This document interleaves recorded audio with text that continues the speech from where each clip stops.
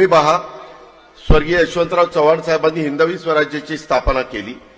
त्या काळामध्ये देखील त्यांनी 18 पगड जाती 12 बलुतेदारांना बरोबर घेऊन हिंदवी स्वराज्याची स्थापना केली, रयतेचं राज्य केलं.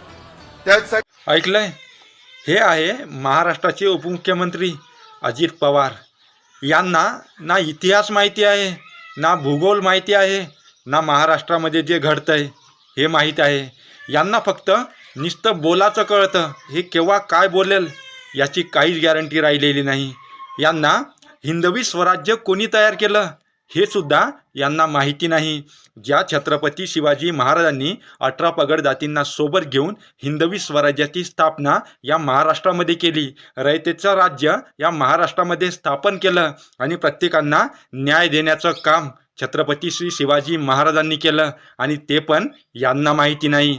यांचं एक वेगळंच चालू असतं. यांना फक्त राजकारण आणि सत्ताकारण यांच्याशी देणं घेणं आहे. साहेब, तुमच्या मुलाची जी कंपनी आहे टँगो पंच, त्यामधून काही तुम्हाला येतं का? त्यामधला काही अर्थ तुमच्या मेंदूमध्ये उतरला आहे का?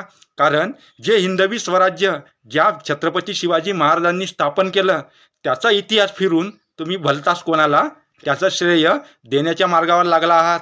म्हणजे नेमकं महाराष्ट्रामध्ये तुम्ही काय करण्याचा प्रयत्न करत आहात ते तर आम्हाला कळू द्या. हा महाराष्ट्र तुम्ही कोण्या वेगळ्या मार्गावर नेत आहात तेच आम्हाला कळत नाही. कधी कधी तुम्ही डायरेक्ट मतदारांना धमकवता, आम्हाला मतदान द्या नाहीतर मी निधीमध्ये कट करणार. हे नेमकं राजकारण करायचं आहे काय चाललंय काय तुमच्या मनामध्ये? आम्हाला तेच काही कळत नाही. आजपर्यंत मी तुमचा आदर करत होतो, पण आता ते पण करण्यासाठी लायकी राहिलेली नाही. तुम्ही छत्रपती शिवाजी महाराजांचं नाव घेणं बंद करा, कारण त्यांचं नाव घेण्याची लायकी आता तुमची सुद्धा राहिली नाही. अरे लाजा वाटू द्या थोड्या.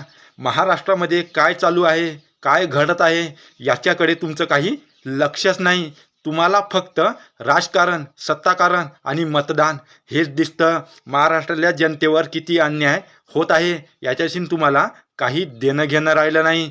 तुम्ही फक्त स्वतःचा स्वार्थ बघायचा आणि स्वतः खुर्चीवर बसून राहायचं एवढंच तुम्हाला कळतं. आता आम्हालाच आमची लाज वाटायला लागली की आम्ही हा आमचा एवढा सक्षम महाराष्ट्र कोण्या लोकांच्या हातामध्ये दिला हेच आता आम्हाला समजत नाही आहे.